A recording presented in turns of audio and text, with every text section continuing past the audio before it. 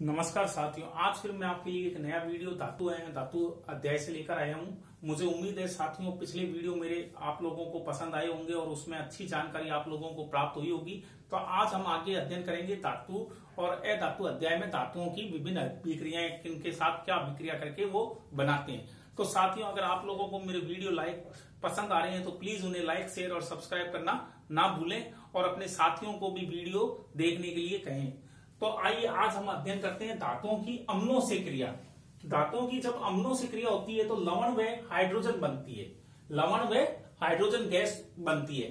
अब देखिए, ये एक साधारण समीकरण के रूप में समझ सकते हैं, धातु प्लस तनु अम्ल। तनु का मतलब दो प्रकार के अम्ल होते हैं, तनु और सांद्र। तो तनु अम्ल से जब क्रिया करवाई जाती है तो लवण और हाइड्रोजन गैस उत्पन्न होती है। देखिए, इसको उदाहरण से समझ सकते हैं, Mg प्लस 2HCl, तो क्या बना MgCl2 प्लस हाइड्रोजन गैस। तो ये MgCl2 क्या एक लवण है और ये हाइड्रोजन गैस उत्पन्न हुई। लेकिन अब एक चीज ध्यान रखिएगा, ये बहुत ही इंपॉर्टेंट चीज है कि जब नाइट्रिक अम्ल के साथ किसी धातु की क्रिया की जाती है, नाइट्रिक अम्ल मतलब HNO3, ये एक प्रबल ऑक्सीकारक होता है और ये हाइड्रोजन गैस उत्पन्न नहीं करता। क्यों नहीं करता? क्योंकि प्रबल ऑक्सीकारक होने के कारण हाइड्रोजन को ऑक्सीकृत करके ये जल में बदल देता है और नाइट्रोजन के विभिन्न जो नाइट्रोजन है उसके विभिन्न ऑक्साइडों में N2O, NO या NO2 में परिवर्तित कर देता है। तो हमें ये ध्यान रखना है कि नाइट्रिक अम्ल के साथ जब धातु की अभिक्रिया की जाती है तो HNO3 प्रबल ऑक्सीकारक होता है। प्रबल ऑक्सीकारक होने के कारण ये हाइड्रोजन को किसमें यानी हाइड्रोजन उत्पन्न नहीं होती, हाइड्रोजन को ये जल में ऑक्सीकृत कर देता है और नाइट्रोजन के विभिन्न ऑक्साइड बनाता है, N2O, NO या NO2। लेकिन Mg और Mn ये तनु HNO3 से क्रिया करके हाइड्रोजन गैस उत्पन्न करते हैं। अब इनकी क्रियाशीलता देखिए, MgAl, Zn, Fe और Cu सबसे कम क्रियाशील होता है और ये बिल्कुल क्रिया नहीं करता HNO।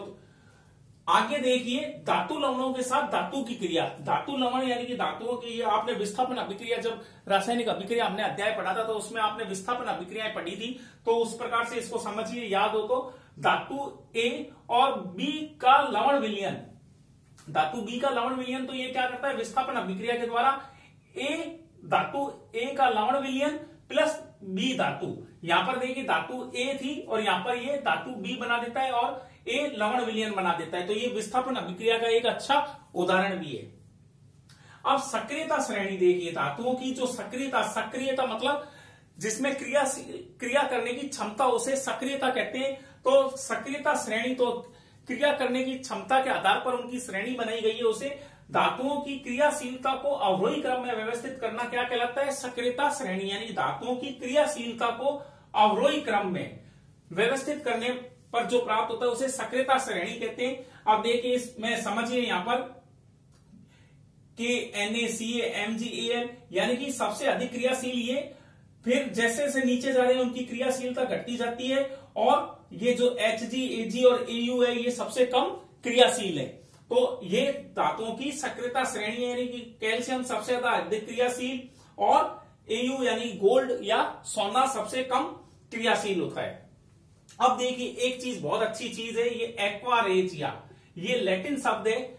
इसमें क्या होता है, 3:1 में सांद्र HCl और सांद्र HNO3 अनुपात में मिलाकर बनाया जाता है ये, यानी कि 3:1 में, यानी 3 भाग सांद्र HCl और 1 भाग सांद्र HNO3 यानी कि नाइट्रिक अम्ल, इन दोनों को मिलाकर के जो प्राप्त होता है उसे क्या कहते हैं, एक्वारेजिया। ये जो लैटिन शब्द है, ये प्लेटिनम सोने को भी गला सकता है। ये इतना खतरनाक अम्ल होता है कि ये सोने और प्लेटिनम को भी गला सकता है। इसे भभकता द्रव व प्रबल संक्षारक भी कहते हैं, यानी कि संक्षारक क्यों, क्योंकि क्षरण कर देता है, तो ये प्लेटिनम और सोने को भी गला सकता है। तो ये एक्वारेजिया का आपको अगर कोई पूछे तो इसमें क्या है, 3:1 में सांद्र HCl और सांद्र HNO3 मिलाए हुए होते हैं।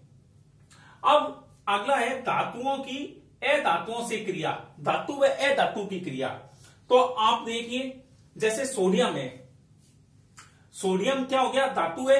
अब इसकी क्रिया किसी अधातु से करवाई जाती है, यानी क्लोरीन। तो अब देखिए, इसको समझिए, बहुत अच्छी तरह से समझिए कि सोडियम का इलेक्ट्रॉनिक विन्यास क्या होता है, 281। क्या है, यानी पहले में 2 दूसरे में 8 और एक बाह्य कक्ष में, यानी K में 2, L में 8 और M में 1 इलेक्ट्रॉन है। जब इसके एक इलेक्ट्रॉन को हटा दिया जाता है तो ये क्या बन जाता है, Na+, यानी कि अब इसका बाह्य कक्ष, ये जब इसमें से एक इलेक्ट्रॉन केवल बाह्य कक्ष में था, इसको हटा दिया तो अब इसके पास क्या बचे, K और L ही बचे। तो इसका इलेक्ट्रॉनिक विन्यास क्या हो गया, 2 और 8, इसका इलेक्ट्रॉनिक विन्यास और एक इलेक्ट्रॉन निकल गया, तो ये क्या हो गया, Na+ हो गया। इसी प्रकार Cl जो है, Cl में क्या होता है, इलेक्ट्रॉनिक विन्यास 2, 8, 7, यानी कि पहले में 2, दूसरे में 8 और तीसरे में कितने, 7 इलेक्ट्रॉन। अब आपको पता है हर कोई अष्टक का नियम आपने पढ़ा ही होगा कि हर कोई तत्व अपने बाह्यतम कोश में 8 इलेक्ट्रॉन करने की चाह रखता है, तो उसे अष्टक का नियम कहते हैं। तो अब देखिए यहां पर हमने क्या, ये सोडियम में 2, 8, 1 था तो 1 हट गया, तो इसके बाह्यतम कोश में क्या बच गए, केवल 8 इलेक्ट्रॉन, 1, 2, 3, 4, 5, 6, 7, 8, एक इलेक्ट्रॉन निकल गया, तो ये क्या बन गया, Na+, क्योंकि इलेक्ट्रॉन कम हो गया तो इसके पास कौन सा हो गया, चार्ज प्लस का आ गया। और क्लोरीन के क्या है, 2, 8, 7, यानी कि 7 का मतलब इसे एक इलेक्ट्रॉन की आवश्यकता है, तो ये अपने 7 को त्यागिएगा नहीं, क्योंकि हर कोई अपने 8 करना चाहता है बाह्यतम कोश में, तो अब इसे त्यागिए तो ये 7 त्यागने पड़ेंगे, और अगर चाहिए इसे तो एक इलेक्ट्रॉन चाहिए, तो उसके द्वारा इसका क्या हो जाएगा, इलेक्ट्रॉनिक विन्यास 2, 8, 8। तो देखिए जब इसे एक इलेक्ट्रॉन दिया जाता है तो इसके बाह्यतम कक्ष में कितने हो जाते हैं, 8 इलेक्ट्रॉन। अब ये दोनों आपस में क्रिया कैसे करते हैं कि सोडियम का तो क्या है, एक इलेक्ट्रॉन जाता है, 2, 8, 1, और क्लोरीन के पास क्या है, बाह्यतम कोश में एक इलेक्ट्रॉन कम है, यानी 7 है उसके पास, तो वो भी 8 करना चाहेगा, और अगर ये त्याग देता है एक इलेक्ट्रॉन तो इसका तो स्थायी विन्यास आ जाता है 2, 8, और इसका अगर ये एक इलेक्ट्रॉन ले लेता है तो इसका इलेक्ट्रॉनिक विन्यास क्या हो जाएगा, 2, 8, 8। तो इस प्रकार ये देखिए NaCl का निर्माण करते हैं, यानी लवण बनाते हैं, धातु है, धातु की क्रिया के द्वारा ये लवण का निर्माण करते हैं। इसी प्रकार अगर Mg के बाह्यतम कोश में कितने इलेक्ट्रॉन है, 2। इसी प्रकार इस चित्र के द्वारा हम इसे समझ सकते हैं, अगर ये 2 इलेक्ट्रॉन त्याग देता है तो इसका इलेक्ट्रॉनिक विन्यास क्या हो जाएगा, 2, 8, यानी कि स्थायी इलेक्ट्रॉनिक विन्यास। इसी प्रकार क्लोरीन का क्या है, 2, 8, 7, इसमें से एक इलेक्ट्रॉन अगर जोड़ दिया जाए तो ये क्या बन जाएगा, 2, 8, 8। तो ये Mg की संयोजकता कितनी है, +2, यानी कि संयोजकता का मतलब संयोग करने की क्षमता, इसके यानी कि ये कितने अन्य तत्वों से क्रिया कर सकता है, 2 से, तो ये MgCl2 बनाता है। इसका इलेक्ट्रॉन यानी Mg+2 इसकी संयोजकता है प्लस की, तो ये 2, क्लोरीन में भी एक इलेक्ट्रॉन की कमी और इसमें यानी 2 क्लोरीन मिल गए तो उसमें 2 इलेक्ट्रॉन, तो ये 2 इलेक्ट्रॉन इसको देख करके ये क्या बना लेता है, MgCl2। तो इस प्रकार ये धातु से क्रिया करते हैं। मुझे उम्मीद है कि आप लोगों को ये वीडियो अच्छा पसंद आया होगा और आपको ये जो धातु है, धातु की क्रिया और नाइट्रिक अम्ल और धातुओं के अम्लों से क्रिया आदि समझ में आगे होंगे, और ये बहुत ही इंपॉर्टेंट लेसन है। तो साथियों प्लीज इसे अंत तक जरूर वीडियो देखिएगा, और मुझे उम्मीद है आप लोगों को वीडियो पसंद आया होगा, तो प्लीज लाइक, शेयर, सब्सक्राइब करना ना भूलें। धन्यवाद।